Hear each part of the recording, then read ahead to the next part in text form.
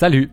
Dans cette vidéo, je vais vous présenter Snippet Plus, l'outil de montage multipiste de Radio Assist. Pour y accéder, c'est facile, il suffit de cliquer sur l'onglet Snippet Plus dans la partie basse de Radio Assist. Alors, avant de découvrir l'outil en détail, il est possible de le rétrécir ou de l'agrandir, comme tous les autres outils d'ailleurs dans Radio Assist, en faisant un clic gauche et en descendant ou en montant cette barre. On peut également utiliser ces deux flèches.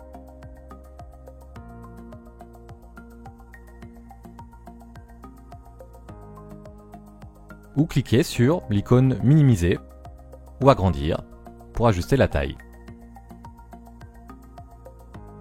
Donc là, pour que Snippet Plus soit plus visible pendant ma présentation, on va le laisser comme ça, en grand.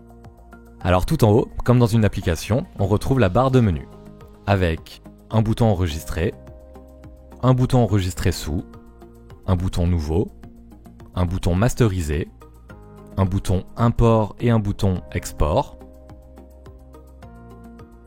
un bouton défaire l'action, et enfin un bouton refaire l'action. Juste à droite des boutons, c'est la liste des derniers éléments utilisés. C'est très utile si on enchaîne les montages et qu'on veut retrouver rapidement un son qu'on a utilisé dans un montage précédent. Juste en dessous, c'est la timeline globale de notre montage. On voit que notre montage là fait 10 minutes et 24 secondes. Et le trait blanc correspond à l'endroit où se situe actuellement la tête de lecture. On retrouve également en dessous les données temporelles de notre montage avec ces 4 compteurs. Le premier indique la durée d'une sélection. On y revient en détail dans une autre vidéo. Lui, c'est la position actuelle de la tête de lecture. Là, la durée du montage. Et enfin le dernier, le temps qui sépare la tête de lecture et la barre bleue, c'est-à-dire la barre qui indique le début d'une sélection. Alors petite subtilité avec le compteur qui nous permet d'indiquer la position actuelle de la tête de lecture, c'est qu'on peut double-cliquer dessus pour rentrer une donnée temporelle et permettre à notre tête de lecture d'aller à un moment précis de notre montage. Comme ceci. Juste à gauche des compteurs, ce bouton-là nous permet de passer du mode clip au mode sélection. Encore à gauche, celui-ci nous permet de choisir entre les options insertion, insertion multiple et remplacer. Et encore à gauche, ce bouton-là nous permet d'ajouter un marqueur. À nouveau, on parle plus en détail de ces boutons-là dans une autre vidéo. On arrive maintenant sur la partie principale de Snippet Plus sur laquelle on retrouve nos différentes pistes.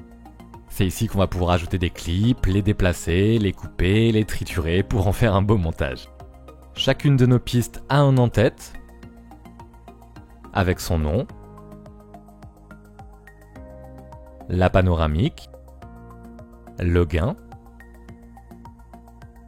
un vue-mètre et 3 boutons, un qui nous permet d'armer le record, de mettre la piste en solo ou de muter ou démuter la piste. En dessous de nos pistes se trouvent tous les boutons qui vont nous permettre de faire un montage. Ici, c'est les boutons qui permettent de lire 2 secondes avant une coupe, 2 secondes après, de lire 2 secondes avant et après la coupe, 2 secondes au début et à la fin, à l'intérieur de la coupe. Avec cela, on peut placer les barres de début et de fin de coupe, le bleu et le jaune.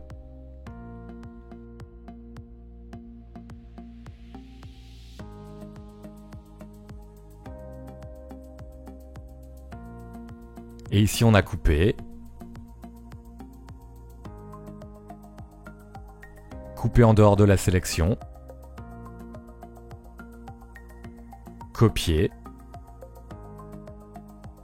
coller, et une fenêtre qui nous permet de jouer avec la vitesse de lecture. Là, c'est les boutons play, stop, enregistrer, retour et avance rapide, retour et avance lente, et là, aller au début et à la fin du montage. Je passe à nouveau rapidement sur ces boutons car on en parle plus en détail dans une autre vidéo. Sur la droite, vous aurez bien sûr reconnu le vue-mètre, et juste en dessous, c'est les faders de volume.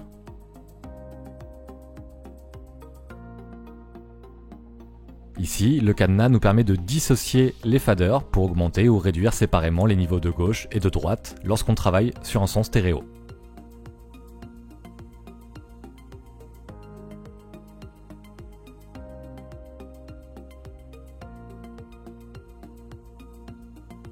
la croix en dessous, elle nous permet de zoomer et dézoomer avec les flèches de gauche et de droite, d'augmenter ou de diminuer la taille du spectre sonore avec les flèches haut et bas.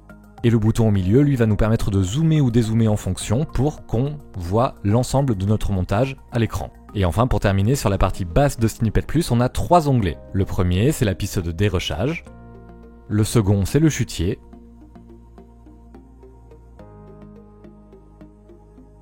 Et le troisième, c'est les effets.